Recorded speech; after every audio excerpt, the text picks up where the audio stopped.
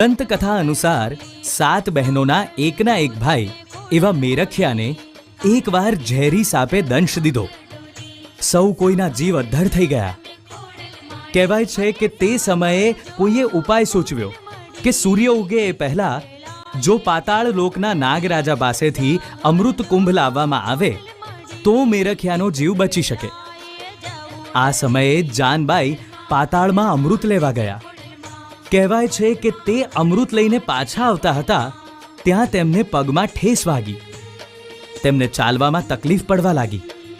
આખરે તેમણે એક મગરને સોનાની વાળી પહેરાવી અને તેના પર સવાર થઈ સૂર્ય ઉગે તે પહેલા પરિવાર પાસે પહોંચ્યા.